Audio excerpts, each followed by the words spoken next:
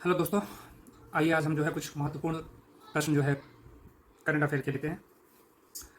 पहला प्रश्न है दोस्तों, 22वें विधि आयोग में जिसके कार्यकाल को हाल ही में 2024 तक बढ़ाया गया है, के अध्यक्ष कौन है? तो इसका आंसर है न्यायमूर्ति ऋतुराज अवस्थी। केंद्रीय मंत्रिमंडल ने 22वें विधि आयोग के कार्यालय को 21 अगस्त तक 2024 तक बढ़ा दिया है। ये भी एक महत्वपूर्ण जानकारी है, इसको भी याद रखिएगा। राष्ट्रीय स्वास्थ्य प्राधिकरण की स्कैन एंड शेयर सर्विस किस योजना के तहत शुरू की गई थी?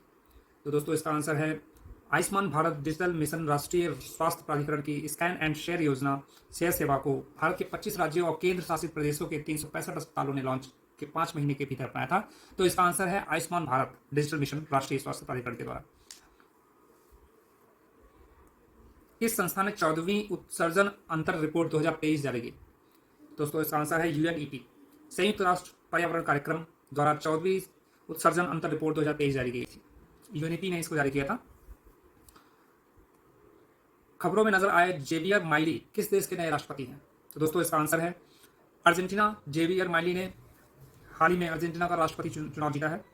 तो ये अर्जेंटीना के राष्ट्रपति हैं जेवियर माइली, जिन्होंने हाल ही में जो है राष्ट्रपति का पद ग्रहण किया है वहाँ पे। अगला क्वेश्चन है दोस्तों, 9वें भारत अंतर्राष्ट्रीय विज्ञान महोत्सव ISF 2023 का मेजबान कौन सा राज्य है? तो इसका आंसर है हरियाणा। 2023 के लिए 9वां भारत अंतर्राष्ट्रीय विज्ञान महोत्सव IISF 17 जनवरी से 20 जनवरी तक 2024 तक फरीदाबाद हरियाणा में होने वाला है और इसकी मेजबानी हरियाणा करेगा। किस संस्था ने 2024 एशिया प्रशांत मानव विकास रिपोर्ट जारी की? ये है आपका अगला क्वेश्चन। किस संस्था ने 2024 एशिया प्रशांत मानव विकास रिपोर्ट जारी की? Human development index report. तो इसका आंसर है यूएनडीपी। यूएनडीपी ने ही हाल ही में 2024 एशिया प्रशांत मानव विकास रिपोर्ट यूएनडीपी द्वारा जारी की गई। रिपोर्ट के अनुसार 2015-16 और 2019-21 के बीच बहुआयामी गरीबी में रहने वाली आबादी का हिस्सा 25 से गिरकर 15% हो गया। दोस्तों जानकारी महत्वपूर्ण है, ये संस्था भी आपकी महत्वपूर्ण है, तो याद रखिएगा यूएनडीपी ने ये रिपोर्ट जारी की थी। विश्व दूरसंचार मानकीकरण सभा WTSS 2024 का मेजबान कौन सा देश है? तो दोस्तों इसका आंसर है भारत। भारत ने हाल ही में केंद्रीय संचार एवं IT मंत्री अश्विनी वैष्णव जी, जो कि हमारे केंद्रीय संचार एवं IT मिनिस्टर हैं, उन्होंने सूचित किया कि भारत अगले साल विश्व दूरसंचार मानकीकरण सभा की मेजबानी करने जा रहा है। ये सब आपके करंट के ही कुछ समसामयिक हैं। 10 नवंबर को मनाए जाने वाले किस विशेष दिन का विषय विज्ञान में विश्वास बनाना है? तो दोस्तों इसका आंसर है शांति और विकास के लिए विश्व विज्ञान दिवस। अंतर्राष्ट्रीय विज्ञान और शांति सप्ताह प्रतिवर्ष 9 से 15 नवंबर तक मनाया जाता है। इसे पहली बार 1986 में अंतर्राष्ट्रीय शांति वर्ष के उपलक्ष्य में मनाया गया था। दोस्तों अगला क्वेश्चन है, भारत का पहला लेवेंडर फार्म किस राज्य अथवा केंद्र शासित प्रदेश में बनाया गया? तो दोस्तों इसका आंसर है जम्मू और कश्मीर। भारत का पहला लेवेंडर फार्म जम्मू कश्मीर के कठुआ जिले में के चिल्ला गांव में बन रहा है। तो दोस्तों जम्मू कश्मीर अब अपना केंद्र शासित प्रदेश है, तो इसका आंसर है जम्मू और कश्मीर। अगला क्वेश्चन है दोस्तों, ग्लोबल फिशरीज कॉन्फ्रेंस इंडिया 2023 का मेजबान कौन सा राज्य है? यानी कि कौन सा राज्य है हमारा ये ग्लोबल फिशरीज कॉन्फ्रेंस इंडिया 2023 की मेजबानी कर रहा है? तो इसका आंसर है दोस्तों Gujarat. Gujarat global fisheries conference India 2023 2 दिवसीय प्रमुख कार्यक्रम अहमदाबाद में गुजरात साइंस सिटी में आयोजित किया जाएगा। तो आप देख रहे हो दोस्तों कि सारे क्वेश्चन जो है वो नवंबर के करंट अफेयर्स से रिलेटेड हैं और इसीलिए आपको इसमें तिथियां जो है वो आगे की मिल रही हैं। लेकिन आने वाली परीक्षा जितनी भी परीक्षाएं हैं उनके लिए ये समय ये टाइम बहुत महत्वपूर्ण है, तो ये सब क्वेश्चंस इंपॉर्टेंट है परीक्षा की दृष्टि से। चलिए अगले क्वेश्चन पे चलते हैं। वर्ल्ड फूड इंडिया 2023 का मेजबान कौन सा शहर है? तो अब हम राज्य से शहर पे आ गए। भारत का कौन से शहर की बात हो रही है यहाँ पे जो कि वर्ल्ड फूड इंडिया 2023 की मेजबानी करेगा? तो दोस्तों इसका आंसर है भारत की राजधानी नई दिल्ली। नई दिल्ली भारत के प्रधानमंत्री ने आधिकारिक तौर पर राष्ट्रीय राजधानी नई दिल्ली के भारत मंडपम में वर्ल्ड फूड इंडिया 2023 का उद्घाटन किया है। तो नई दिल्ली हमारा जो कैपिटल है वो वर्ल्ड फूड इंडिया 2023 की मेजबानी करेगा। किस भारतीय शहर को साहित्य श्रेणी में यूनेस्को क्रिएटिव सिटीज नेटवर्क में जोड़ा गया है?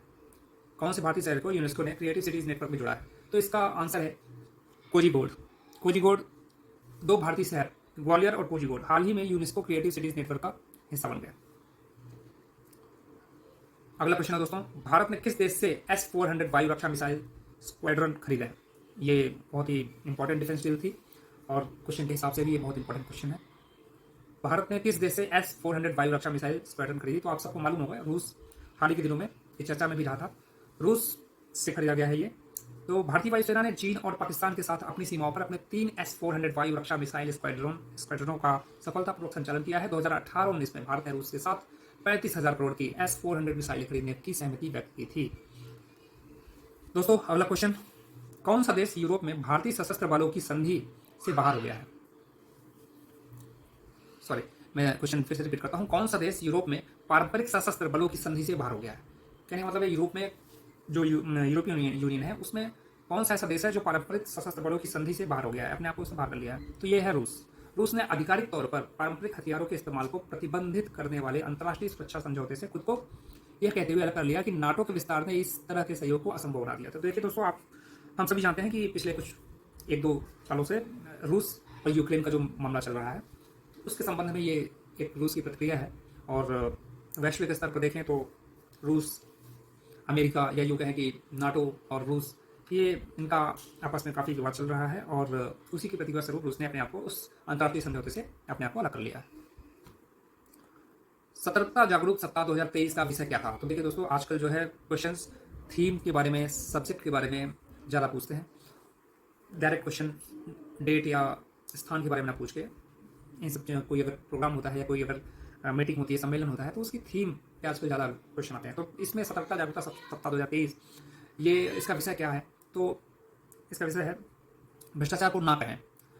राष्ट्रपति के प्रति समर्पित रहे केंद्रीय सतर्कता आयोग देश भर के सभी संस्थानों द्वारा 30 अक्टूबर से 5 नवंबर तक, हाल ही में देखिए 30 अक्टूबर से 5 नवंबर तक सतर्कता जागरूकता सप्ताह रहा है 2023, जो कि मनाया गया है। सभी सरकारी कार्यालयों में ये सप्ताह मनाया जाता है। इसी तरीके से हिंदी दिवस भी मनाया जाता है, उसी प्रकार से ये भी एक वीक का प्रोग्राम होता है। तो इसकी थीम है दोस्तों, याद रखिएगा, बहुत ही इंपॉर्टेंट है ये, भ्रष्टाचार को ना कहें, राष्ट्र के प्रति प्रतिबद्ध।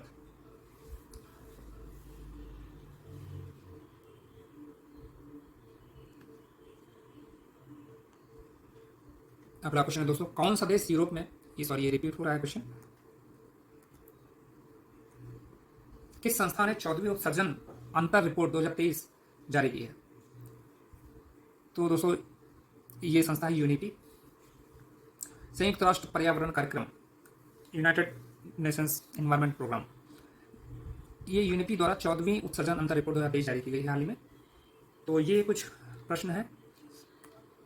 अगला क्वेश्चन है दोस्तों, WHO 2023 ग्लोबल टीबी रिपोर्ट के अनुसार 2022 में दुनिया में तपेदिक यानी टीबी, ट्यूबरकुलोसिस के सबसे अधिक मामले किस देश में हैं? तो दोस्तों बहुत ही अनफॉर्चुनेट है, लेकिन क्वेश्चन के हिसाब से अगर इसको देखें तो भारत, विश्व स्वास्थ्य संगठन की 2023 की जारी की गई वैश्विक टीबी रिपोर्ट से पता चला है कि भारत, इसका आंसर है कि 2022 में भारत में दुनिया में तपेदिक के सबसे अधिक मामले सामने आए।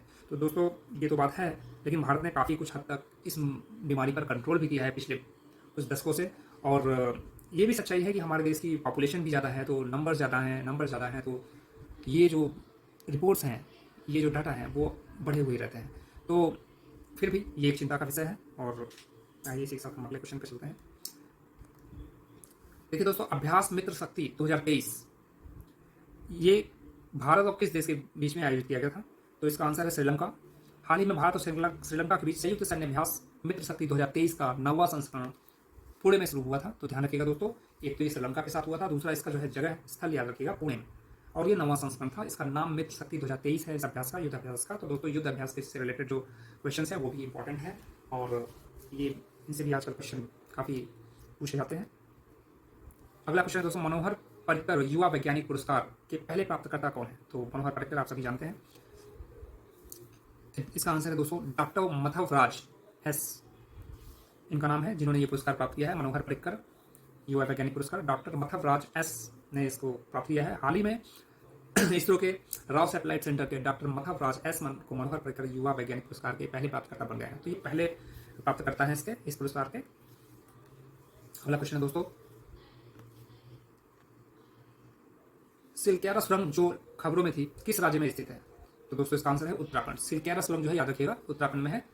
हाल ही में राज्य के उत्तरकाशी जिले में ब्रह्मखाल यमुनोत्री राष्ट्रीय राजमार्ग पर सिलक्यारा से डंडाल गांव तक निर्माणाधीन सुरंग ढह गई। ये सुरंग ढह गई थी दोस्तों, तो इसीलिए ये चर्चा में थी, खबरों में भी काफ़ी इसकी खबर चली थी। तो ये है इसका आंसर। इस शहर ने दिवाली की पूरे संध्या पर 22 लाख अराउंड 22.23 लाख मिट्टी के दीपक जलाने का विश्व रिकॉर्ड बनाया। तो दोस्तों ये क्वेश्चन आप सबको पता होगा। अयोध्या में उत्तर प्रदेश के माननीय मुख्यमंत्री योगी जी ने इस दिवाली की पूर्व संध्या पर अयोध्या में ये उनके निर्देशन में ये कार्य हुआ और अयोध्या दिवाली की पूर्व संध्या पर दीपोत्सव समारोह के दौरान लगभग 22.23 लाख मिट्टी के दीपक जलाए जाने पर अयोध्या ने एक विश्व रिकॉर्ड कायम किया। इसकी काफ़ी तस्वीरें भी आई थी और बहुत ही अच्छा मनोहारी दृश्य लग रहा था। तो ये है यूपी का में अयोध्या शहर, अयोध्या। एविडेंस इन मिलेट्स गीत के गायक कौन है जिसे ग्रैमी पुरस्कार के लिए नामांकित किया गया? तो इसका आंसर है दोस्तों फाल्गुनी शाह। फाल्गुनी शाह है जिन्हें जो है एविडेंस इन मिलेट्स गीत के ये गायक हैं और इन्हें ग्रैमी पुरस्कार भी के लिए भी नामांकित किया गया। भारतीय अमेरिकी गायिका फाल्गुनी शाह और उनके पति गौरव शाह द्वारा गाए गए प्रधानमंत्री नरेंद्र मोदी के गीत एविडेंस इन मिलेट्स को 2024 ग्रैमी अवार्ड्स में सर्वश्रेष्ठ वैश्विक संगीत प्रदर्शन श्रेणी में नामांकित किया गया है। तो ये रहा आज के कुछ क्वेश्चंस दोस्तों, और इसी के साथ इन क्वेश्चंस को आपको तैयार कर लेना है, जो कि काफ़ी महत्वपूर्ण है, परीक्षा उपयोगी है। ऐसे ही मैं समय समय पर आपके लिए कुछ इंपॉर्टेंट क्वेश्चंस तैयार करके आपके साथ डिस्कस करूँगा। तब तक के लिए नमस्कार। अगर आपको ये वीडियो पसंद आया हो तो प्लीज़ इसको लाइक करें। Thank you.